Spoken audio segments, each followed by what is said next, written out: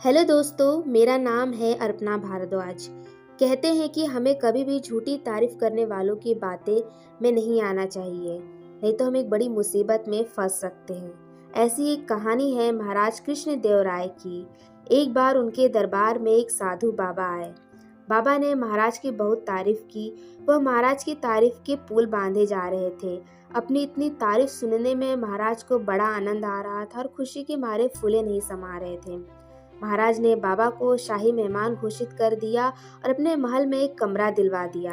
3-4 दिन महल में रहने के बाद बाबा महाराज से अनुमति लेकर वहां से चले गए। कुछ दिनों के पश्चात महाराज ने तेनालीराम को बुलवाया और उनसे कहा कि तेनाली, हमारा सैर करने का मन कर रहा है।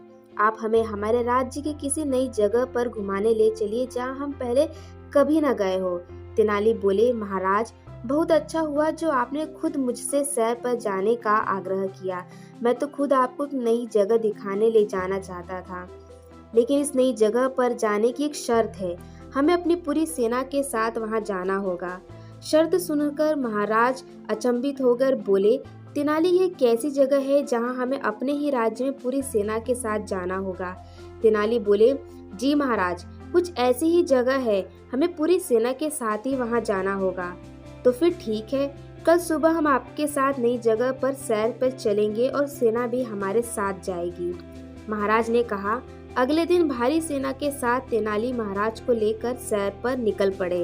तेनालीराम ने नए नए रास्तों से होकर राज्य के कई सुंदर स्थान महाराज को दिखाए। महाराज को बड़ा आनंद आ रहा था। हरे भरे जंगली रास्तों से होते हुए महाराज का काफिला पहाड़ी रास्तों पर पहुंच गया। सेना को थोड़ी दूरी पर रुकने का इशारा करते हुए तेनाली महाराज को पहाड़ियों में गुफा के पास लेके गए।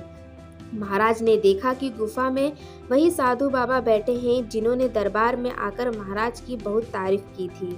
महाराज तेनाली से बोले, अरे तेनाली, ये तो वही संत बाबा जी हैं। कितने अच्छे हैं बेचारे, महल छोड़कर यहाँ पहाड़ियों में तपस्या कर रहे हैं। तेनाली बोले, महाराज, ये कोई संत बाबा नहीं है, यह पड़ोसी देश का जासूस है। दरबार में जब यह आपकी बहुत तारीफ कर रहा था तभी मुझे इस पर शक हो गया था। मैंने अपने एक जासूस को इसके पीछे लगा दिया। महल में यह हमारी टोह लेने के लिए आया था और हम पर हमला करने की तैयारी में इस गुफा के अंदर इन्होंने भारी सेना इकट्ठा कर रखी है।